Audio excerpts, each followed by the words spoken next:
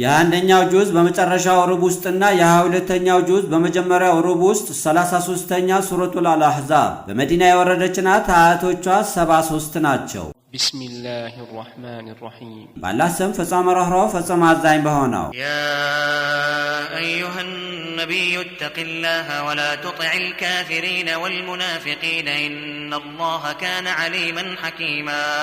አንተ ነቢይ ሆይ አላህን ፍራ፣ ማለትም በፍራቻህ ጽኑ ሁን። ከሃዲያንንና መናፍቃንን አትታዘዛቸው። የከሃዲያንን ከሸሪያ ጋር የሚጋጭ ምርጫቸውን አታስተናግድ። በማጥቃት ዛቻዎቻቸውም አትስጋ። በእርግጥ አላህ የፍጥረታቱን ባህሪ ሁሉ አዋቂ፣ ፍጥረታቱንም በማስተናበር ጥበበኛ ነውና። ወተቢዕ ማ ዩሓ ኢለይከ ሚን ረቢከ ኢነላህ ካነ ቢማ ተዕመሉነ ኸቢራ። ከጌታ አላህ ዘንድ ወደ አንተ የሚወርደውን የቁርአን ትእዛዛትን ብቻ ተከተል። የተቃዋሚዎችም አንዳንድ ምርጫና ማስፈራራት አትከተል። በእርግጥ አላህ በምትሰሩት ሥራ ውስጥ አዋቂ ነውና። ወተወከል ዐለላህ ወከፋ ቢላሂ ወኪላ። የጉዳዮችህንም መሳካት ሁሉ ለአላህ በማስረከብ በአላህ ላይ ተመካ፣ መመካትም በአላህ በቃ። ማ ጀዐለ አላሁ ሊረጁሊን ሚን ቀልበይኒ ፊ ጀውፊሂ ወማ ጀዐለ አዝዋጀኩም አላኢ ቱዛሂሩነ ሚንሁነ أمهاتكم وما جعل أدعياءكم أبناءكم ذلكم قولكم بأفواهكم والله يقول الحق وهو يهدي السبيل. الله ለአንድ ሰው በአካል ውስጥ ሁለት ልቦችን አላደረገ። እነዚያም እንደ እናቴ ነሽ በማለት ጀርባችሁን የምትሰጧቸው ሚስቶቻችሁን ከነርሱ ውስጥ እናቶቻችሁ አላደረገ። በስማቸውም የሚጠሩ የማደጎ ልጆቻችሁን እንደ አብራክ ልጆቻችሁ አላደረገ። ይህ ሁሉ በአፎቻችሁ የምትናገሩት ትርክት ብቻ ነው፣ ሐቅ አይደለም። አላህ ሐቅን ይናገራል፣ እርሱም ቀጥተኛው መንገድ ይመራል።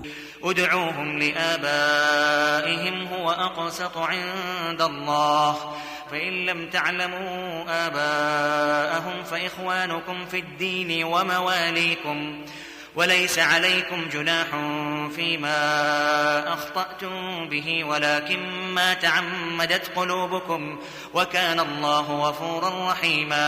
የማደጎ ልጆችን በአባቶቻቸው ጥሯቸው፣ እርሱም ፍትሃዊነቱ አላህ ዘንድ የላቀ ነው። የማደጎ ልጆችን አባቶቻቸውን የማታውቁ ከሆነ በሃይማኖት ወንድሞቻችሁና ዘመዶቻችሁ ናቸው። በእናንተ ላይ በተሳሳታችሁበት ነገር ወንጀል የለባችሁም። ነገር ግን ወንጀለኛ የምትሆኑት ልቦቻችሁ ባወቀው ጉዳይ ላይ ነው። አላህም መሐሪ አዛኝ ነውና።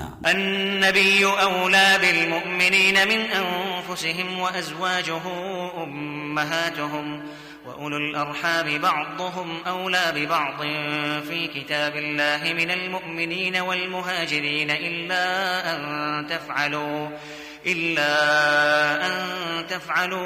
إلى أوليائكم معروفا كان ذلك في الكتاب مسطورا.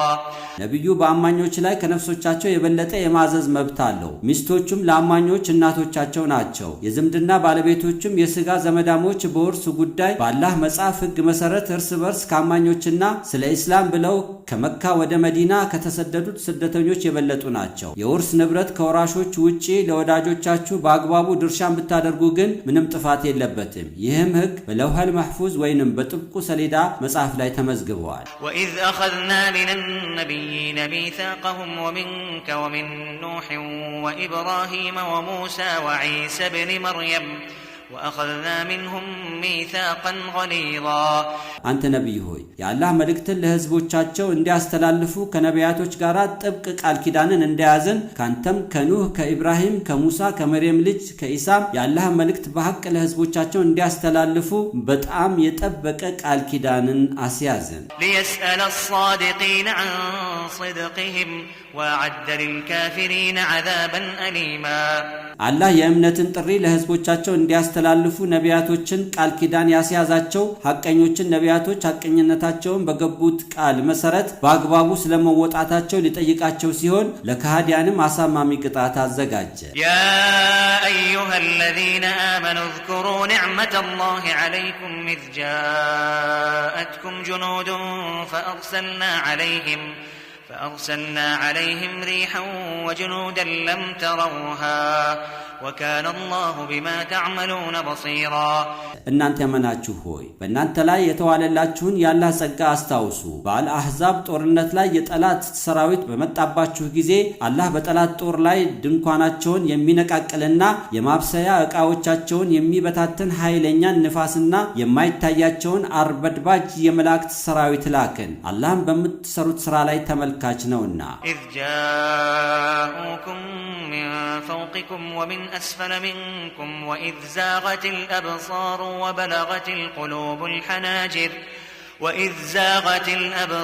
وبلغت القلوب الحناجر وتظنون بالله الظنونا ጠላቶቻችሁ ከላይ ከወደ ምስራቅ ከናንተ በስተግርጌ ከወደ ደቡብ ምዕራብ በኩል በሚመጡባችሁ ጊዜ እይታም በፍራቻ በትካዜ በምትቆዝምበት ጊዜ ልቦችም በድንጋጤ ወደ ጉሮሮዎች ሲደርሱ አናሸንፍም አላህም ሃይማኖትም አይረዳም ብላችሁ መጠራጠርን በአላህ ላይ ትጠራጠራላችሁ هنالك ابتلي المؤمنون وزلزلوا زلزالا شديدا